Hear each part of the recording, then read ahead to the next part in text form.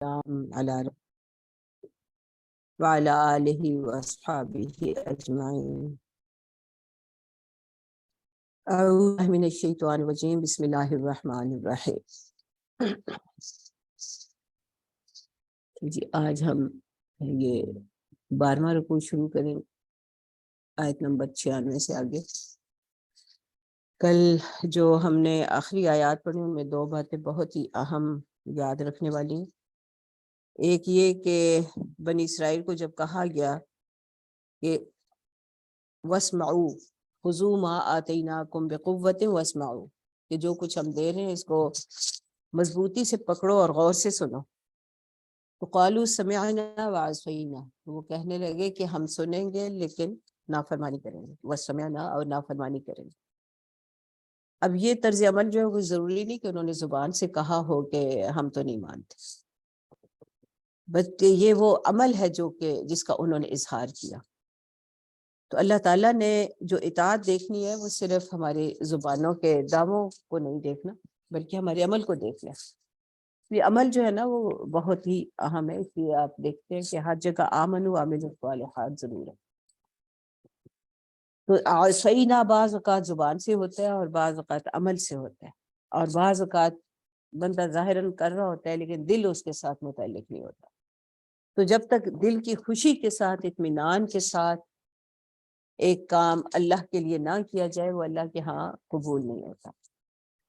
دوسری چیز جو ہے وہ اہم وہ یہ ہے کہ زندگی جس کے ہم بڑے حریف وہ جتنی بھی زیادہ ہو جائے، اگر وہ صحیح رخ پر نہیں گزری تو وہ اللہ کے عذاب سے نہیں بچا سکتی۔ یعنی زندگی کا طویل ہونا یا کم ہونا اس کا آخرت کے انجام پر اس کا کوئی دار و مدار نہیں۔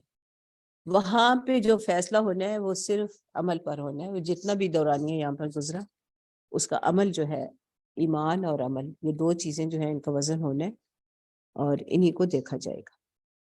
اچھا، اب بنی اسرائیل ہی کا بھی تذکرہ چل رہا ہے اور ان کی کوتاہیوں کا ہی تذکرہ چل رہا ہے۔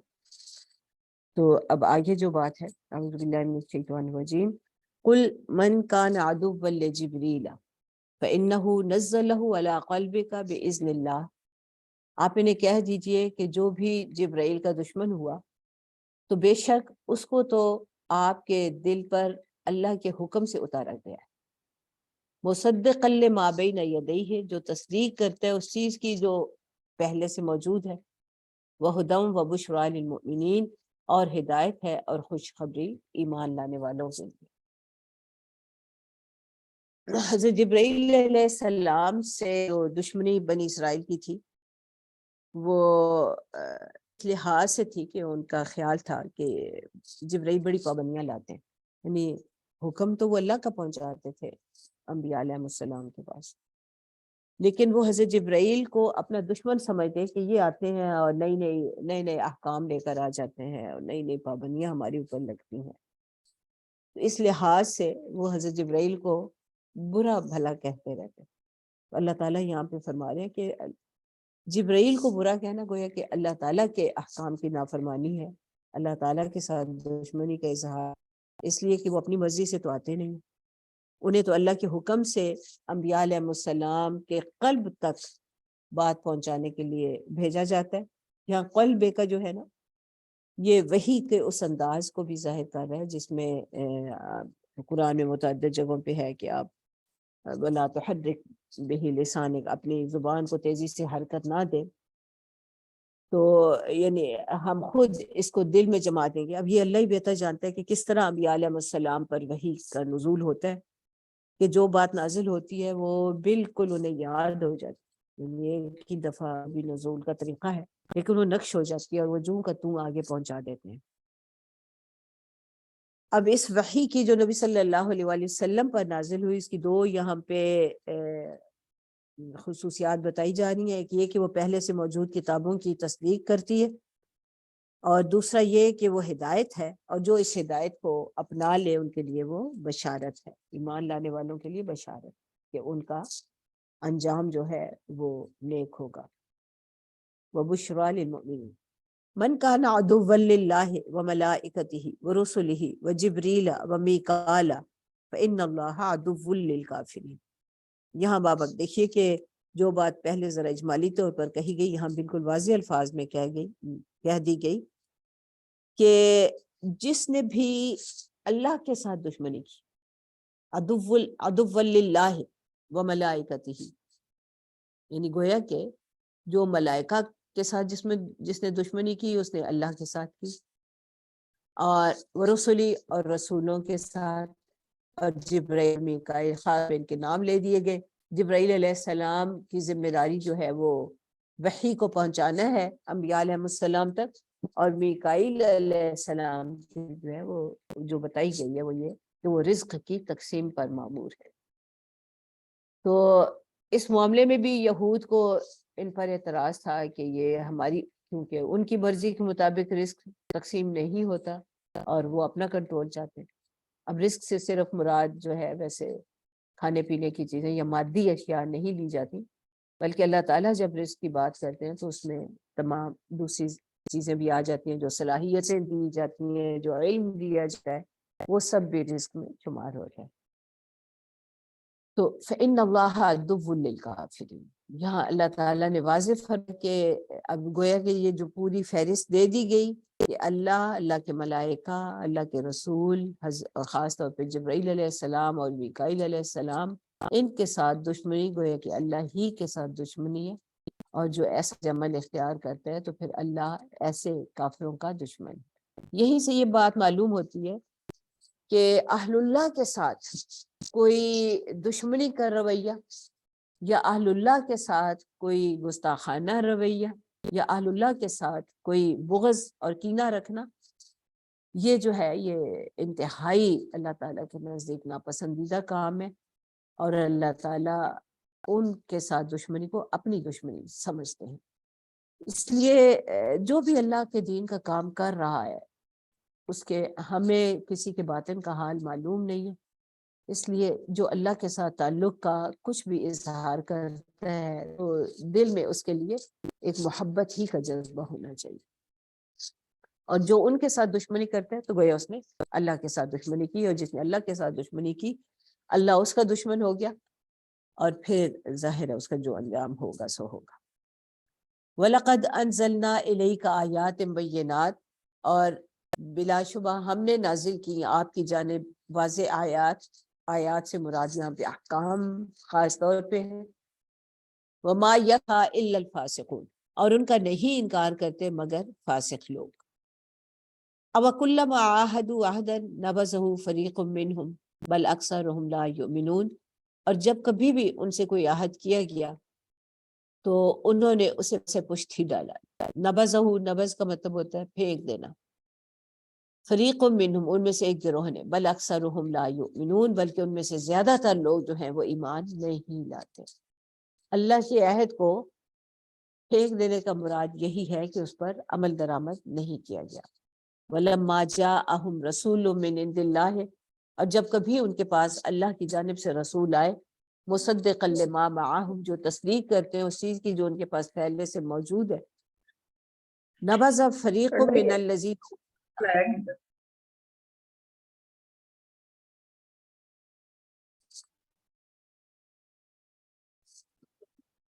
تو نبذ فریق من الذین اوتوا الکتاب، تو ڈال دیا اہل کتاب میں سے ایک گروہ نے کتاب اللہ، اللہ کی کتاب کو، وراء ظہورہم، اپنی پشتوں پر، کأنہم لا یعلمون، گویا کہ وہ جانتے ہی نہیں۔ یہ پس پشت ڈالنے کا مطلب بھی یہی ہے کہ اس پر عمل درآمد انہوں نے ترک کر دیا، اور یہ وہی جو دو نمایاں کام ہوتے ہیں، یا تلبیس کرتے ہیں اور یا کتمان کرتے ہیں، چھپاتے ہیں۔ چھپانا یہ بھی ہے کہ اس کا تذکرہ ہی نہ کیا جائے، اور چھپانا یہ بھی ہے کہ اس پر عمل چھوڑ دیا جائے۔ واتبعوا، اور ان سب نے پیروی کی، ما تتلو الشیاطین علی ملک سلیمان، جو تلاوت کی جاتی، جو پڑھتے تھے شیاطین حضرت سلیمان علیہ السلام کے نام لے کر، ان کا نام لیتے ہوئے، یہاں پہ علی ملک سلیمان یعنی سلیمان کی بادشاہ۔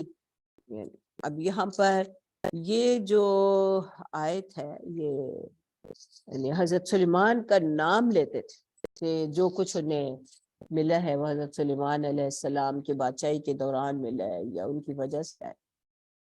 اللہ تعالیٰ یہ فرماتے ہیں کہ حضرت سلیمان علیہ السلام کا نام جو ہے یہ ناحق لے رہے ہیں. وما کفر سلیمان، سلیمان نے تو کفر نہیں کیا، ولیکن الشیاطین کفروا، لیکن شیاطین نے کفر کیا. یعلمون الناس سحر، جو لوگوں کو سحر سکھاتے ہیں، جادو سکھاتے ہیں. اب یہ بھی شیاطین، ہر دور میں ایسے شیاطین موجود رہے ہیں جو سحر جو ہے اس کو عمل میں لاتے رہے. سحر کی جو بنیاد ہے وہ صرف قوت متخیل کا اظہار ہے کہ دوسرے کے عمل یا دوسرے کے ذہن پر اثر انداز ہونے کی قوت، اور یہ صرف مشق سے آ جاتی ہے، کچھ یکسوئی طبیعت میں، یعنی اس کا ایک خاص اپنا ہے. اور یہ اگر سحر عام طور پر اسی کام کو کہا جاتا ہے جو کہ برے مقاصد کے لیے استعمال. اگر یہ اس قوت متخیلہ کا مثبت انداز میں استعمال ہو تو یہ بڑے بڑے کارنامے انجام دے لیتے. یہ لوگوں کو راہ راست پر لے آتی ہے. قوت متخیلہ کے ذریعے ہم ہدایت دوسروں تک پہنچا سکتے ہیں، ان کے عمل کو متعین کر سکتے ہیں، بڑے بڑے مارکے مارے جا سکتے ہیں. اور اگر اس کا منفی استعمال کیا جائے تو یہ لوگوں کو نقصان بھی پہنچا سکتا ہے. تو یعنی یہ بالکل ایسے ہی یہ اللہ تعالیٰ کی طرف سے عطا کردہ علم یا چیز ہے جس سے مثبت اور منفی دونوں استعمالات ہو سکتے ہیں. تاہم جب سحر کہا جاتا ہے تو سحر کا لفظ جو ہے یہ دوسروں کو مسحور کر دینا، دوسرے کے دماغ یا دوسروں کی صلاحیتوں پر اثر ہونا اور ان کو وہی کچھ دیکھنے پر یا سوچنے پر مجبور کرنا جو کہ ایک بندہ خود چاہ رہا ہے کہ وہ سوچے یا دیکھے. تو یہ انفرادی طور پر بھی اثر انداز ہوا جا سکتا ہے اور بڑے مجمع پر بھی اثر انداز ہو سکتا ہے. بالکل جس طرح مصر جو تھے جب انہوں نے اپنی رسیاں پھینکی تو ایک بڑا مجمع اس سے متاثر ہوا.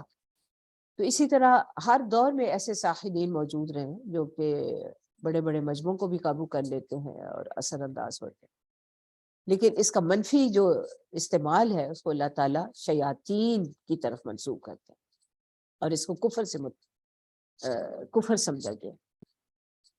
وما انزل علی الملکین، اب یہاں پر دو فرشتوں کی بات ہے کہ جو کچھ نازل ہوا دو فرشتوں بابل میں، ہاروت و ماروت. فرشتوں کے نام بھی اللہ تعالیٰ نے بتا دیے کہ ہاروت اور ماروت تھے. فرشتوں کے بارے میں یہ ہم بات جانتے ہیں کہ وہ اپنی مرضی سے کچھ بھی نہیں کرتے، انہیں جو حکم دیا جاتا ہے بس اتنا ہی کرتے ہیں. انہیں جو کچھ کہا جاتا ہے بس اتنا ہی وہ کام کرتے ہیں اور وہی بات پہنچاتے ہیں جو انہیں دی گئی ہے. یعنی وہ امانت میں ذرا برابر خیانت کے مرتکب نہیں ہوتے اور نہ وہ لوگوں کو کوئی منفی باتوں کی طرف لے کر جاتے ہیں. یہاں پر جو ہاروت اور ماروت کی بات ہوئی ہے تو اللہ تعالیٰ نے سحر کو ان کی طرف منسوب نہیں کیا، یعنی انہیں یہ نہیں کہا گیا کہ وہ انہوں نے سحر کیا یا جادو کیا. سحر کو شیاطین کی طرف منسوب کیا گیا. اور ہاروت اور ماروت کے بارے میں یہ کہا گیا کہ وما یعلمان من احد، وہ نہیں سکھاتے تھے وہ دونوں کسی ایک کو، حتیٰ یقولا، حتیٰ کہ وہ یہ کہہ دیتے انما نحن فتنۃ فلا تکفر، بے شک ہم آزمائش ہیں، یعنی ہمیں آزمائش کے لیے بھیجا گیا، بس تم کفر نہ کرنا. فیتعلمون منہما، لیکن لوگ ان سے سیکھتے تھے وہ چیز ما یفرقون بین المرء وزوجہ، جو تفریق ڈال دے عورت اور اس کے مرد اور اس کی بیوی کے درمیان. اب یہ ہاروت اور ماروت یہ ایسا طرز کوئی ایسا کلمہ یا کوئی طرز عمل مثلاً یہی ہو سکتا ہے کہ ہمیں کوئی ایسا کلمہ سکھائیے کہ ہمارا فلاں دشمن ہے تو ہم سے دور ہو جائے یا اس کے نقصان سے ہم بچ جائیں. اب یہ اس کا ایک تو مثبت پہلو یہی ہے، مثبت استعمال یہی ہے. تو ہاروت اور ماروت تو کچھ غالباً ایسے ہی کسی مقصد کے لیے بھیجے گئے تھے کہ لوگوں کو نقصانات سے بچانے کی بتائیں یا انہیں ایسے کلمات سکھائیں کہ اللہ تعالیٰ کی ذات پر ان کا یقین ہو اور وہ دشمن سے بچ سکے. اب لوگوں نے اس کا منفی استعمال شروع کر دیا اور اس کو لوگوں کے درمیان تفریق پیدا کرنے کا ذریعہ بنا لیا۔ اب یہاں پر خاص طور پہ جس چیز کا ذکر ہے وہ آدمی اور اس کی بیوی کے درمیان اور زوجین کے درمیان تفریق پیدا کرنا شیاطین کا سب سے محبوب مشغلہ ہے اور اللہ تعالیٰ کو سب سے زیادہ ناپسند۔ حتیٰ کہ طلاق جس کو حلال کہا گیا ہے، خود نبی صلی اللہ علیہ وسلم نے ہمیں یہ بتایا کہ اگرچہ یہ حلال ہے لیکن حلال کاموں میں سب سے زیادہ ناگوار کام ہے کہ کائنات کا نظام یا زمین پر جو خلافت کی ذمہ داریاں ہیں اس کو ادا کرنے کے لیے خاندانی نظام کو مستحکم رکھنا جو ہے یہ بڑی بنیادی اہمیت رکھتا ہے، اور اسلام اپنے تمام احکام میں اس کی طرف رہنمائی کرتا ہے۔ اور یہاں پہ اس کو شیاطین یا منفی استعمال جو ہے اس قوت متخیلہ کا، اس کی جانب اس کو منسوب کیا گیا ہے کہ لوگوں کا یہ عجیب حال تھا کہ ان کو یہی سب سے زیادہ پسند تھی بات، وما ہم بضارین من احد، حالانکہ لوگ جو ہے کسی ایک کو بھی کوئی نقصان نہیں پہنچا سکتے الا باذن اللہ، مگر اللہ کے حکم سے، یعنی کسی کو نقصان پہنچتا ہے یا نفع ہوتا تو اللہ کے حکم سے۔ وَيَتَعَلَّمُونَ، لیکن دیکھیں جو نیت ہوتی ہے نا، اب ایک کام کیا جا رہا ہے، فرض یہ گولی چلا رہا ہے، بندے کی ارادہ تو یہ ہے کہ اگلے کو مارے، لیکن اب یہ اللہ کا حکم ہے، اللہ کا حکم ہوگا تو لگے گی نشانے پہ ورنہ بچ جائے گا۔ تو لیکن اگر وہ بچ بھی گیا ہے تو جس نے اس غلط نیت کے ساتھ گولی چلائی یا کوئی بھی کام کیا وہ اس کا خمیازہ تو ضرور بھگتے گا۔ وَيَتَعَلَّمُونَ مَا يَضُرُّهُمْ وَلَا يَنْفَعُهُمْ، اب یہاں پر اس بات کو کہا جائے کہ دوسروں کو نقصان پہنچانا، اس سے بھلا کسی کو کیا نفع ہو سکتا ہے، اور وہ سیکھتے ہیں جو وہ انہیں نقصان دیتا ہے اور انہیں نفع نہیں دیتا، وَلَا يَنْفَعُهُمْ، یعنی جو کچھ وہ سیکھتے تھے نقصان تو یہی ہوا نا کہ اللہ کی ہم کی پکڑ ہو گئی ان کی اس بری نیت کی وجہ سے، اور دوسرا یہ کہ پورے معاشرے کو ایک نقصان پہنچایا، خاندان کو غیر مستحکم کر کے، تو نفع تو کچھ نہ ہوا، نہ دنیا کا کوئی نفع ملا اور نہ آخرت کا کوئی نفع ملا۔ وَلَقَدْ عَلِمُوا لَمَنِ اشْتَرَاهُ، اور البتہ ان سب نے جان لیا کہ جو کچھ وہ خریدتے ہیں، مَا لَهُ فِي الْآخِرَةِ مِنْ خَلَاقٍ، کہ یعنی یہ جو بھی وہ طرز عمل اختیار کرتے ہیں اس کا آخرت میں ان کا کوئی حصہ پھر باقی نہیں بچتا۔ وَلَبِئْسَ مَا شَرَوْا بِهِ أَنفُسَهُمْ، اور بہت ہی برا سودا ہے جو انہوں نے کیا اپنی جانوں کے بدلے میں، لَوْ كَانُوا يَعْلَمُونَ، کاش وہ سب جانتے ہوتے۔ وَلَوْ أَنَّهُمْ آمَنُوا، اور اگر وہ ایمان لاتے واتقوا، اور تقوی اختیار کرتے، لَمَثُوبَةً مِّنْ عِندِ اللَّهِ خَيْرٌ، تو اللہ کے ہاں وہ جو اجر پاتے، جو ثواب پاتے، جو بدلہ پاتے وہ بہتر ہوتا۔ لو کانوا یعلمون، کاش وہ جانتے۔ یا ایھا الذین آمنوا، اے لوگوں جو ایمان لائے ہو، لا تقولوا راعنا، اب یہاں پر یہاں پہ آپ دیکھیے کہ پہلے وہی سحر کا ذکر ہے اور سحر الفاظ استعمال کیے جاتے ہیں اور اس کے ساتھ قوت متخیلہ شامل ہوتی ہے۔ اب یہاں پہ الفاظ جو کہ ظاہر ہیں ان کے بارے میں بھی احتیاط بتائی جا رہی کہ کوئی ایسا لفظ بھی زبان سے نہ نکالا جائے جس کا کوئی غلط معنی نکل سکتے ہیں، یا جو اعلیٰ اخلاق کی اقدار سے ہٹا ہوا ہو، یا حیا کے تقاضوں کو پورا نہ کرتا ہو۔ یہ بہت ہی اہم بات ہے جو قولوا للناس حسنا ہے نا، جس میں ہم نے یہ بات کی تھی کہ الفاظ کا چناؤ بہت اچھا ہونا چاہیے۔ الفاظ کے چناؤ میں جو بنیادی اہمیت ہے وہ یہ کہ اس میں کسی دوسرے کے لیے کوئی دل آزاری کا پہلو نہ ہو، کسی دوسرے کے لیے کوئی حقارت نہ ہو، کسی دوسرے کا مذاق نہ اڑایا جائے، اور اس میں یہاں پہ جو ایک مثال دی گئی یعنی اس میں حیا کے پہلو ہو، یہ ساری وہ تفصیلات ہیں الفاظ کے چناؤ۔ یہاں پہ ایک مثال دی گئی ہے کہ تم رائنا نہ کہنا، وقول انظرنا، اور کہنا انظرنا۔ اب یہ رائنا جو ہے اس کا مطلب تو بظاہر یعنی عربوں میں جس طرح ہوتا ہے نا ایکسکیوز می، ہم کہتے ہیں کہ بات سمجھ نہیں آئی کسی بولنے والے کی تو ہم کہتے ہیں کہ ایکسکیوز می، یعنی آپ اس کو دہرا دیجیے، تو وہ رائنا کہتے ہیں۔ رائنا کا مطلب ہماری رعایت کیجیے۔ اب لیکن آئین کو تھوڑا زیادہ باریک کر دیں، رائنا، تو رائنا سے مطلب اے ہمارے چرواہے، اور اس میں ایک تحقیر کا پہلو ہوتا۔ اور یہود جب آتے تھے نبی صلی اللہ علیہ وسلم کی محفل میں تو وہ اپنی طرف سے مذاق اڑانے کے لیے یا تحقیر کے لیے الفاظ کی ہیرا پھیری کرتے تھے. ان میں سے ایک مثال یہاں پر دی گئی ہے. تو ہمیں کہا گیا کہ کوئی ایسا مشکوک لفظ تم بولو ہی نہ، بلکہ تم یہ کہو وقولوا انظرنا، کہ ہماری جانب توجہ فرمائیے. انظرنا نظر سے ہے کہ انظرنا ہماری طرف دیکھیے یا ہماری طرف توجہ فرمائیے.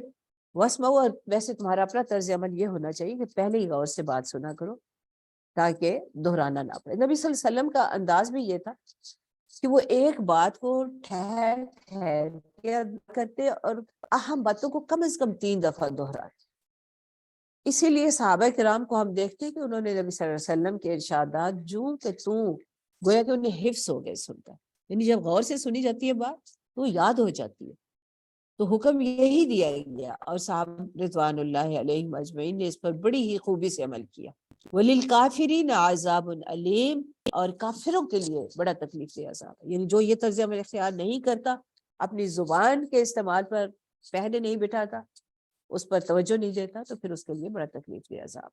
ما یود الذین کفروا من اہل الکتاب ولا المشرکین ان ینزل علیکم من خیر من ربکم، اور نہیں چاہتے وہ لوگ جنہوں نے کفر کیا، چاہے وہ اہل کتاب میں سے ہو یا مشرکین میں سے، کہ آپ پر آپ کے رب کی جانب سے کوئی بھلائی نازل ہو.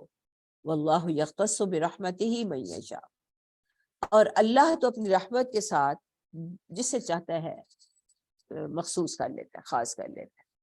یعنی اللہ تعالیٰ وحی جو ہے یہ سب سے بڑی مہربانی ہے، سب سے بڑی عنایت ہے، سب سے بڑی نعمت ہے جو اللہ تعالیٰ کسی پر کرے.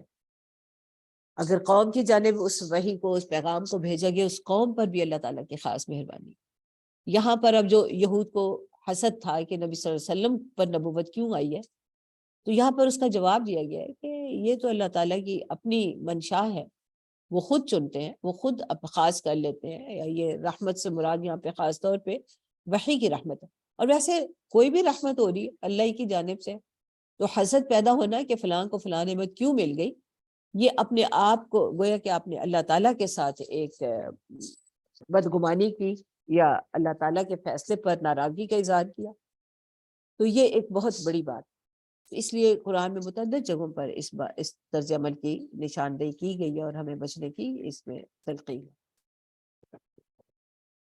ما ننسخ من آیت او ننسها نأتی بخیر منها او مثلها، اور ہم جو منسوخ کرتے ہیں کوئی آیت یا اسے بھلا دیتے ہیں تو اس سے بہتر لاتے ہیں یا اس جیسی. اب یہ جو خاص طور پہ بات ہے، یہ یہود کا ہی یہ کہنا تھا کہ ہماری کتابیں تو یوں ہے تو یہاں پر ایسا حکم آ گیا ہے، یا ہمارے ہاں تو یوں ہوتے ہیں اور یہاں پر یہ کہا جا رہا ہے. یعنی وہ ایسے کمپیریزنس کرتے، ایسے مقابلے کرتے اور پھر اعتراض وارد کرتے. اگر وہی ہے تو پھر ایک سی ہونی چاہیے تھی، جیسے پہلے حکم تھا ویسے ہی اب بھی ہونا چاہیے تھا. تو اس پر جو ہے خاص طور پہ کہا جاتا ہے کہ یہ اللہ کی مرضی ہے، دینے والے کی مرضی ہے، وہ کب کیا حکم دیتا ہے. یعنی اب جو بھی لیجسلیٹنگ اتھارٹی ہے یہ اس کا فیصلہ ہوتا ہے کہ اس نے کیا قانون بنانا ہے اور کس دور کے لیے یا کن لوگوں کے لیے، کن مخاطبین کے لیے کون سا جو ہے قانون جو ہے وہ نافذ کیا جائے گا یا بھیجا جائے گا. تو اللہ تعالیٰ فرماتے ہیں کہ ہم اگر کوئی پہلا قانون منسوخ کرتے ہیں یا اس کو بھلا ہی دیتے ہیں اور اس کی جگہ، تو اس لیے تاکہ اس کی جگہ کوئی اس سے بہتر جو ہے قانون لایا جائے یا اسی جیسا کوئی اور. الم تعلم، کیا تم نہیں جانتے، ان اللہ علی کل شیء قدیر، کہ اللہ ہر چیز پر قدرت ہے. دیکھیے ہم تو اپنے فرینڈ کو بھی اختیار دیتے ہیں کہ کل اس نے ایک قانون بنایا تھا آج اس میں ترمیم کر. تو اللہ تعالیٰ جو کہ پوری کائنات کے حاکم، ان کو یہ اختیار کیوں نہیں حاصل ہوگا کہ وہ جو چاہے قوانین جو ہیں وہ نافذ کریں اور جب چاہے ان میں کوئی تبدیلی لے آئیں. الم تعلم، کیا تم نہیں جانتے، ان اللہ لہ ملک السماوات والارض، کہ آسمانوں اور زمین کی بادشاہی تو ہے ہی اسی کی. لکم من دون اللہ ولی ولا نصیر، اور تمہارے لیے اللہ کے سوا کوئی ولی اور کوئی مددگار نہیں ہے. ام تریدون، کیا تم یہ چاہتے ہو، ان تسلوا رسولکم کما سئل موسیٰ من قبل، کہ ان رسول صلی اللہ علیہ وسلم کو بھی اسی طرح سوال کیے جائے جیسے اس سے پہلے حضرت موسیٰ علیہ السلام کو سوال کیے گئے. حضرت موسیٰ علیہ السلام کے ساتھ جو لا یعنی قسم کے سوالات کیے گئے، اس کی ایک مثال تو اس سے پہلے آ چکی ہے جو گائے کے ذبح کے معاملے میں ہوئی ہے. اور دوسری جگہ پہ اور بھی اس طرح کی مثالیں جو ہیں وہ دی گئی ہیں یا روایات میں ملتی ہیں۔ تو یہود کی ایک جو عادت رہی ہے بنی اسرائیل کی، وہ کثرت سوال کی، بیکار فضول قسم کے اعتراضات اور سوالات۔ تو یہاں پر ان کے اس طرز عمل کو بھی خاص طور پہ اس پر تنقید کی جا رہی ہے یا اس کو برا کہا جا رہا ہے، اور اس کو بھی کفر کے مترادف ہی کہا جا رہا ہے۔ اگلی آیت، اگلا حصہ آپ آیت کے دیکھیں، وَمَن يَتَبَدَّلِ الْكُفْرَ بِالْإِيمَانِ فَقَدْ ضَلَّ سَوَاءَ السَّبِيلِ، تو جو بدل لے کفر کو ایمان کے بدلے تو بے شک وہ سیدھے راستے سے بھٹک گیا۔ یہاں پہ لا یعنی قسم کے سوال اور اللہ کے حکم سے بچنے کے لیے سوالات، یعنی تاکہ عمل درآمد نہ کرنا پڑے، اس کو کفر سے تعبیر کیا جیسے سواء السبیل، سیدھے راستے سے بھٹکنے کے مرادف کہا جا رہا ہے۔ ودا، وہ لوگ چاہتے ہیں، کثیر من اہل کتاب، اہل کتاب میں سے زیادہ تر لوگ یہ چاہتے ہیں، لو یردونکم من بعد ایمانکم، کہ کاش وہ سب لوٹا دیں تمہیں، یعنی آپ لوگوں کو واپس لے جائے، من بعد ایمانکم، آپ کے ایمان لانے کے، کفارا کی حالت میں، حسدا من عند انفسہم، یہ ان کے طرف سے حسد کی وجہ سے ہے۔ اب یہ آگے بھی چل کے یہ کہا جا رہا ہے کہ یہود و نصارہ اس وقت تک راضی نہیں ہوں گے جب تک آپ کو آپ کے دین سے پھیر نہ دیں، اور یہ ہر دور میں ان کی ایک آرزو رہی ہے، اور ان کی ساری کوششوں کا جو مرکز رہا ہے وہ یہی کہ اہل ایمان جو ہیں اپنے ایمان سے پھر جائیں یا قرآن کے احکام پر عمل درآمد سے پھر جائیں۔ حالانکہ اللہ تعالیٰ کہتے ہیں کہ من بعد ما تبین لهم الحق، حالانکہ حق ان کے لیے واضح ہو چکا تھا، فاعفوا واصفحوا حتی یأتی اللہ بامرہ، بس آپ انہیں چھوڑنے، معاف کر دیں، درگزر سامنے، حتیٰ کہ اللہ اپنے حکم کو لے آئے، یعنی اللہ اس دین کو غالب کر دے۔ ان اللہ علی کل شیء قدیر، یہاں پہ اس بات کی نشاندہی ہے کہ یہ اللہ کا حکم جو ہے انشاءاللہ غالب ہو کر رہے گا۔ تو مطلب یہ کہ ان کی طرف سے اس طرح جو کاروائیاں ہوتی ہیں یا اظہار ہوتے ہیں، آپ ان کو نظر انداز کریں، ان کے ساتھ الجھنے کی ضرورت نہیں۔ عام طور پہ اس طرح کے جو شوشے چھوڑے جاتے ہیں تو وہ ہماری یہ متاثر کرنے کے لیے، ہماری توجہ دوسری طرف لے جانے کے لیے، تاکہ ہماری صلاحیتیں لایانی امور میں ضائع ہوں۔ ہمیں جو حکم دیا جا رہا ہے وہ یہ کہ واقعی الصلاۃ وآتوا الزکوٰۃ، صلات کو قائم کرو اور زکوٰۃ ادا کرو، وما تقدموا لانفسکم من خیر تجدوہ عند اللہ ان اللہ بما تعملون بصیر، جو کچھ تم آگے بھیجو گے اپنی جانوں کے لیے بھلائی میں سے، اس کو اللہ کے ہاں پا لو گے، یعنی ذرہ برابر نیکی ہوگی تو اس کو بھی وہاں پر اس کا بھی اجر مل جائے گا، ذرۃ خیر یرا۔ تو یہاں بھی وہی بات ہے، اس لیے کہ اللہ تعالیٰ تمہارے سارے عمل کو اچھی طرح دیکھ رہا ہے۔ وقالو، اور وہ سب نے کہا، لن يدخل الجنت الا من كان هودا او نصارا، کہ کوئی شخص جو ہے وہ جنت میں داخل نہیں ہوگا الا یہ کہ وہ یہودی ہو یا نصرانی ہو، تلک امانیہم، یہ بس ان کی آرزویں ہیں، قل ہاتوا برہانکم ان کنتم صادقین، آپ انہیں کہیے کہ پھر کوئی اگر اللہ تعالیٰ کا کوئی ایسا فیصلہ ہے تو اس کی کوئی دلیل لے آؤ اگر تم سچے ہو۔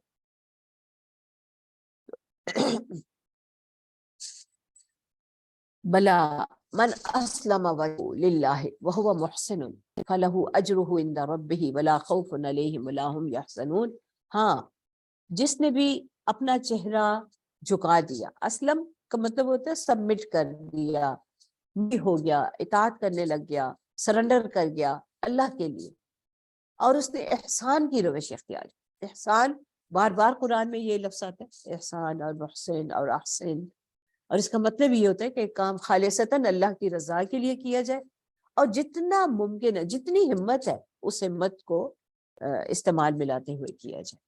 اللہ تعالیٰ فرماتے ہیں کہ جو یہ روش اختیار کرتے ہیں تو اس کے لیے اس کے رب کے پاس اجر ہے، اور اس کے لیے کوئی خوف اور غم نہیں ہوگا۔ یہ ولا خوف علیہم ولا هم یحزنون، اس کو بھی یاد رکھیے کہ یہ بار بار یہ یاد دہانی ہو رہی ہے کہ اگر اللہ کے ساتھ تعلق ٹھیک ہے نا تو پھر خوف حزن نہیں ہوگا۔ وقالت الیہود، اور یہود نے کہا، لیست النصارى علی شیء، کہ نصارہ قرآن جو ہے عیسائیوں کے لیے بولتا ہے، عیسائی اپنے آپ کو کرسچین کہتے ہیں، مسیحی کہتے ہیں، قرآن نے کہیں انہیں یہ نام نہیں دیا کہ وہ عیسائی ہیں یا وہ مسیحی ہیں یا کرسچین ہیں. ہمیشہ قرآن نے ان کو نصارہ کہا ہے، اور نصارہ اس کے کئی تفصیلی اس کی مباحث ہیں کہ کیوں نصارہ کہا گیا ہے. شاید اس لیے کہ جو حضرت عیسیٰ علیہ السلام کے جو قریبی حواری تھے انہوں نے انصار اللہ ہونے کا اقرار کیا اور عزم کا اظہار کیا، اس لیے، یا کوئی ناصرہ نامی کوئی بستی تھی جہاں کے وہ رہنے والے تھے. خیر جو بھی ہو، بہرحال یہ بات واضح ہے کہ قرآن نے کہیں بھی ان کو حضرت عیسیٰ کے ساتھ منسوب نہیں کیا کہ وہ عیسائی. تو یہود کہتے ہیں نصارہ کی دین پر نہیں، لیست النصارى علی شیء وقالت النصارى لیست الیہود علی شیء، اور نصارہ کہتے ہیں کہ یہودی کسی چیز پر نہیں، یعنی ان کا دین ٹھیک نہیں. وہم یتلون الکتاب، حالانکہ دونوں وہ سب جو ہے وہ ایک ہی کتاب پر ایمان لاتے ہیں. یعنی یہ دونوں گروہ جو ہیں تورات کو اپنی اصل کتاب، شریعت کی کتاب تسلیم کرتے ہیں. کذالک قال الذین لا یعلمون مثل قولہم، اسی طرح کی بات وہ لوگ ان لوگوں نے بھی کی جو کوئی علم ہی نہیں رکھتے، یعنی جن کے پاس کوئی کتاب بھی نہیں ہے. فاللہ یحکم بینہم یوم القیامہ فیما کانوا فیہ یختلفون، ان سب باتوں کا فیصلہ اللہ تعالیٰ قیامت کے روز فرمائیں گے جن میں لوگ اختلاف کرتے رہتے. اب یہاں پر جو لوگ علم نہیں رکھتے اس سے مراد وہ لوگ ہیں جو کہ مشرکین تھے عرب کے، اور جن کے پاس کوئی کتاب نہیں تھی.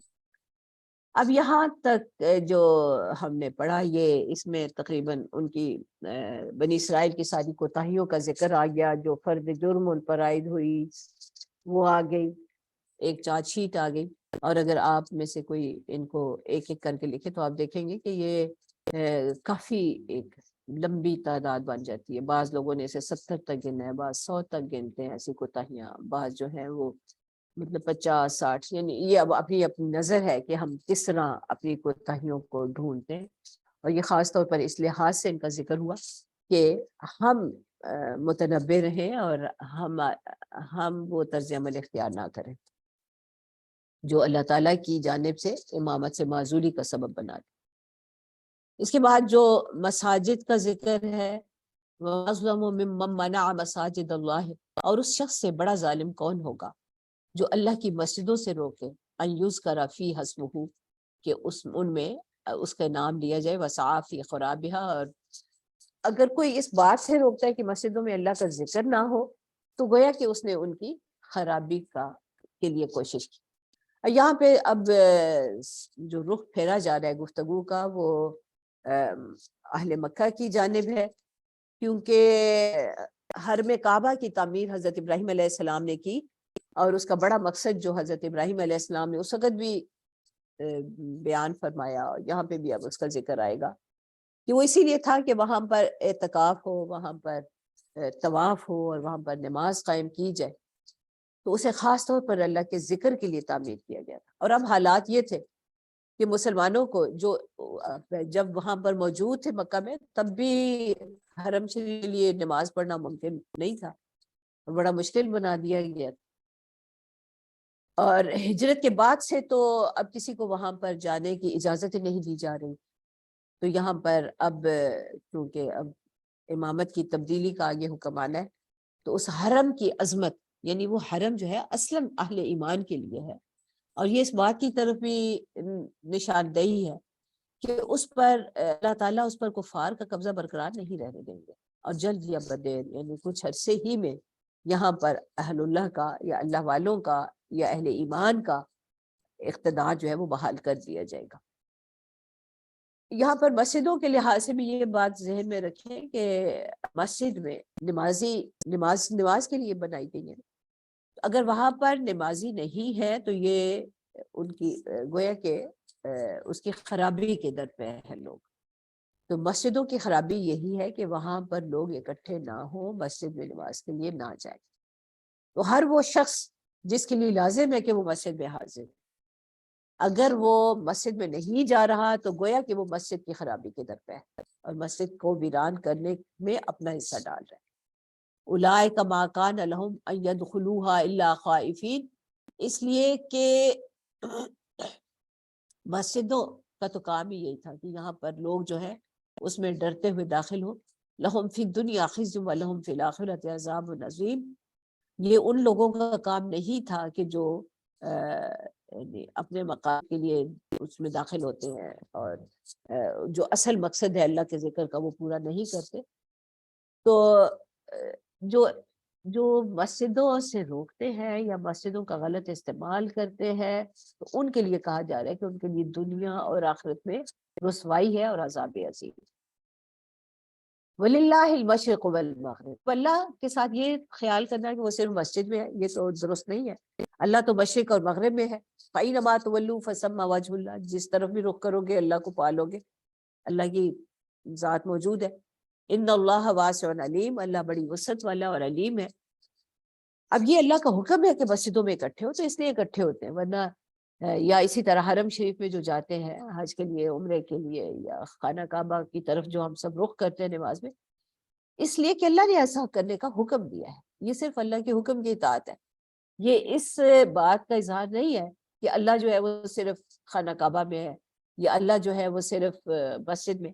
یہ الگ بات ہے کہ ایسے مراکز پر اللہ تعالیٰ کی خاص نور جو ہے وہ برستا ہے, رحمتیں برستی ہیں. وہ اللہ تعالیٰ کی اپنی مہربانی ہے بندوں پر, چونکہ مراکز بنائے گئے ہیں تو جہاں بھی اللہ کا ذکر ہوتا ہے وہاں اللہ کی رحمتوں کی بارش تو پھر ہوتی. تو یہاں پر ایک تو اس خیال کو جو ہے اس کی تصحیح کی جا رہی ہے. وَقَالُ اتَّخَذَ اللَّهُ وَلَدًا سُبْحَانَهُ, اور ان سب نے کہا کہ اللہ کی اولاد ہے, اللہ اس بات سے پاک ہے. بل لہو ما فی السماوات والارض کل لہو قانتون, بلکہ آسمانوں اور زمین میں جو کچھ ہے وہ تو ہے ہی اس کا. اولاد کی ضرورت تو اس کو ہو, جو محتاجی جس کو سامنے نظر آتی ہو. اللہ تعالیٰ کوئی محتاج نہیں ہے, کسی لحاظ سے محتاج نہیں, وہ تو خود مالک ہے اور ہر چیز اس کی فرما بردار ہے. قانت کا مطلب ہوتا ہے پوری یکسوئی کے ساتھ اللہ تعالیٰ کی عظمت کے آگے سر جھکا دینا, اس کے حضور کھڑے رہنا, اس کے ہدایات کو قبول کرنا. اور اس میں ایک تسلسل بھی قانت میں پایا جاتا ہے اور یکسوئی بھی پائی جاتی ہے. بدیع السماوات والارض, آسمانوں اور زمین کو بنانے والا وہی ہے. وَإِذَا قَضَى أَمْرًا فَإِنَّمَا يَقُولُ لَهُ كُن فَيَكُونُ. کائنات پر اس کا اختیار اور اقتدار اتنا زبردست ہے کہ وہ جب کوئی فیصلہ کر لے کسی کام کے ہونے کا تو بس وہ صرف کہتا ہے کہ ہو جا تو ہو جاتا ہے. وَقَالَ الَّذِينَ لَا يَعْلَمُونَ لَوْلَا يُكَلِّمُنَا اللَّهُ أَوْ تَأْتِينَا آیَةٌ, اور کہا ان لوگوں نے جو علم نہیں رکھتے کہ اللہ ہم سے کوئی بات کیوں نہیں کرتا یا ہمارے پاس کوئی اللہ کی نشانی کیوں نہیں آتی. كَذَلِكَ قَالَ الَّذِينَ مِن قَبْلِهِمْ مِثْلَ قَوْلِهِمْ, ایسی ہی باتیں ان سے پہلے لوگ بھی کرتے رہے. تشابہت قلوبہم, ان لوگوں کے دل ایک ہی جیسے, یعنی اللہ کی نافرمانی کرنے والوں کی سوچ ایک ہی رہی ہے ہر دور میں. قد بینا الآیات لیوقنون, اور ہم نے نشانیاں واضح کر دی ان لوگوں کے لیے جو یقین رکھتے ہیں. انا ارسلناک بالحق بشیرا ونذیرا, بے شک ہم نے آپ کو حق کے ساتھ خوشخبری دینے والا اور ڈرانے والا بنا کر بھیجا ہے. ولا تسأل عن اصحاب الجحیم, اور آپ سے نہیں پوچھا جائے گا کہ لوگ جہنم میں کیوں گئے, یا جہنم والوں کے بارے میں نہیں پوچھا جائے گا. یہی پوچھا جا سکتا ہے نا کہ یہ آپ نے کیا کیا جو یہ لوگ جہنم میں چلے گئے. جس طرح کسی استاد سے پوچھا جائے کہ یہ اتنے اسٹوڈنٹس فیل ہو گئے تو آپ کیا کرتے رہے. یعنی استاد کا کام یہ ہے کہ وہ اپنی بہترین صلاحیتیں کام میں لاتے ہوئے بات پہنچا دے. اب جو بھی مخاطبین ہیں ان کی اپنی طلب پر ہے کہ وہ کتنا اس کو قبول کرتے, اور اگر وہ اس کو قبول نہیں کرتے, کوئی نبی جو ہے وہ ساری زندگی بھی لگے رہے اور ایک شخص بھی ان پر ایمان نہیں لایا تو وہ ناکام نہیں ہوئے. یہاں پر جو ایفرٹس ہیں, جو کوششیں ہیں, ان کا حساب ہونا ہے, اس بات کا حساب نہیں ہوگا. اور یہ نہ پوچھا جائے گا کہ آپ کی کوششوں سے کتنے لوگ جو ہیں وہ ایمان لائے. اگر کوششیں صحیح رہی, ایک شخص بھی اگر ایمان نہیں لایا, ایک شخص بھی راہ راست پر نہیں آیا, تو کام کرنے والے کا کوئی نقصان نہیں ہے, کوئی حرج. یہاں پر یہ ساتھ واضح بات کی بتا دی گئی کہ داعی حق کا کام جو ہے وہ صرف یہ ہے کہ وہ بتائے کہ جو اس ہدایت کو قبول کرتا ہے اس کے لیے خوشخبری ہے, اور جو اس کو قبول نہیں کرتا وہ ایک برے انجام کے لیے تیار ہے.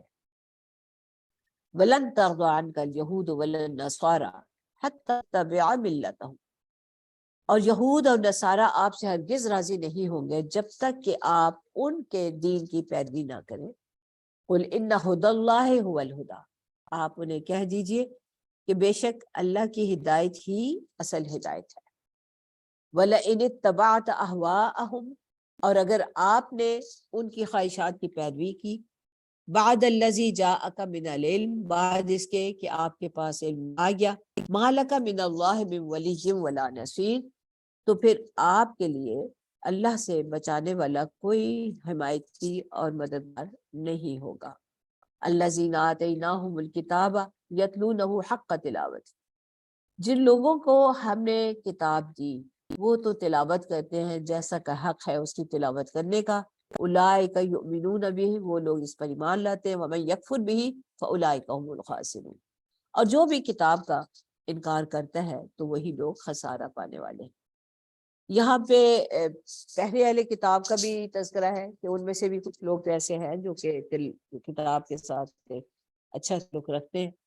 طلاق کا جو مطلب ہوتا ہے تلاوت ہے، تو تلاوت کرنا جو ہے نا وہ صرف پڑھنا نہیں ہوتا۔ تلاوت کا جو لفظی مطلب ہے وہ یہ ہوتا ہے کہ انگلی پکڑ کے پیچھے پیچھے چلنا، یعنی جب وہ اللہ تعالیٰ کی وحی کی تلاوت کرتے ہیں، کتاب کی تلاوت کرتے ہیں، تو گویا کہ وہ ہر لفظ کو یہ پوچھتے ہیں کہ یہ لفظ جو ہے، یہ آیت جو ہے، یہ مجھ سے کیا مطالبہ کرتی ہے، اور جیسے وہ حکم دے پھر ویسے وہ کرے۔ تلاوت جو ہے اس میں عمل کا پہلو خاص صاف طور مطلب ساتھ ساتھ ہے کہ پھر اس کا اتباع بھی کیا جائے، اور جو ایسا نہیں کرتا فاولئک هم الخاسرون۔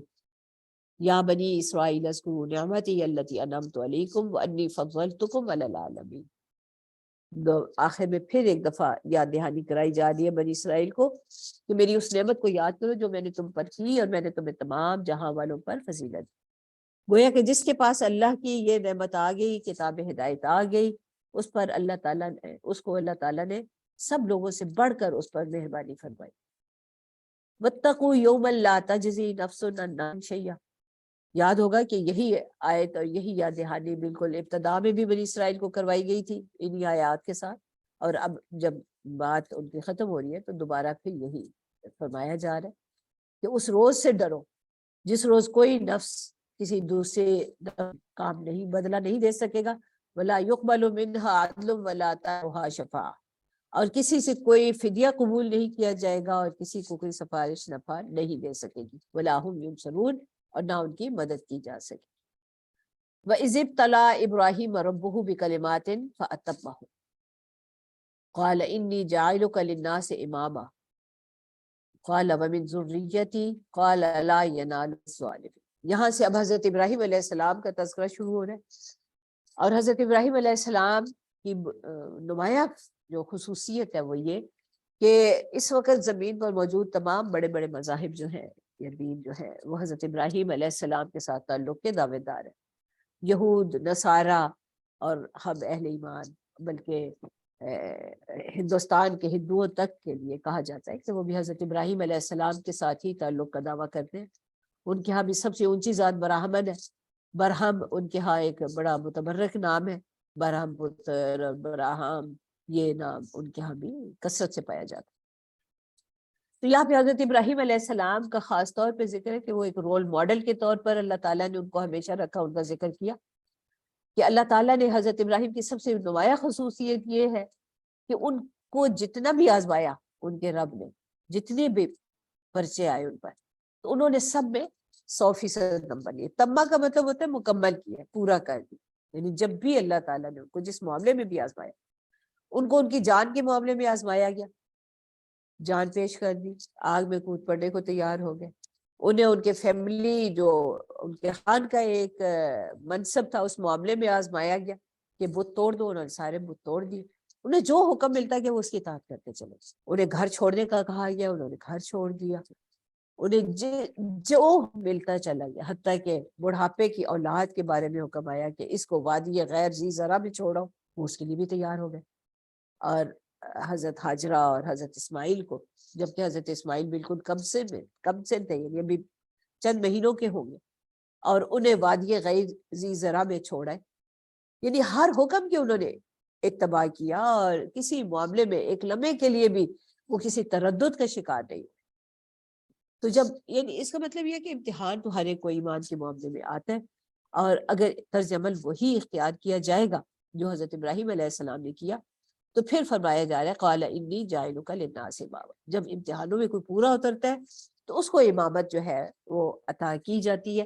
حضرت ابراہیم علیہ السلام نے اس وقت اپنی اولاد کے بارے میں پوچھا، قال ومن ذریتی، کیا میری اولاد کے بارے میں بھی یہ وعدہ ہے؟ قال لا ینال عہد الظالمین، کہا گیا کہ ظالموں کے بارے میں ہمارا کوئی وعدہ نہیں۔ مطلب یہ کہ آپ کی اولاد میں سے بھی جو صحیح طرز عمل اختیار کریں گے، اللہ تعالیٰ کے احکام پر پورے اتریں گے، ان کو تو پھر ان کے لیے تو یہی وعدہ ہے، لیکن اگر کوئی نافرمانی کی روش اختیار کرے گا تو پھر اس کے لیے کوئی وعدہ نہیں، یعنی وہ امامت جو ہے اس کو حاصل نہیں رہے گی۔ تو آگے اب اسی چیز کی یاد دہانی ہے کہ حضرت ابراہیم علیہ السلام سے خاص کیا کام لیے گئے، اور انہیں کس طرح نمونے کی ذات بنایا گیا، اور انہوں نے اپنی اولاد کو کیا نصیحت کی، اور اس کے بعد امت مسلمہ کی امامت کا اعلان۔ انشاءاللہ تعالیٰ پھر آگے وآخر دعوانا الحمدللہ رب العالمین۔ بسم اللہ الرحمن الرحیم۔ اللہم انت السلام ومنک السلام تبارک یا ذا الجلال والاکرام۔ الحمدللہ رب العالمین، الصلاۃ والسلام علی رسولہ الکریم وعلی آلہ واصحابہ اجمعین۔ ربنا آتنا فی الدنیا حسنۃ وفی الآخرۃ حسنۃ وقنا عذاب النار۔ ربنا ظلمنا انفسنا وان لم تغفر لنا وترحمنا لنکونن من الخاسرین۔ رب ارحمہما کما ربیانی صغیرا۔ ربنا هب لنا من ازواجنا وذریاتنا قرۃ اعین واجعلنا للمتقین اماما۔ سبحانک اللہم وبحمدک نشہد ان لا الہ الا انت نستغفرک ونتوب الیک۔ سبحان ربک رب العزت عما یصفون وسلام علی المرسلین الحمدللہ رب العالمین۔ آمین۔ کسی کو کچھ کہنا ہے؟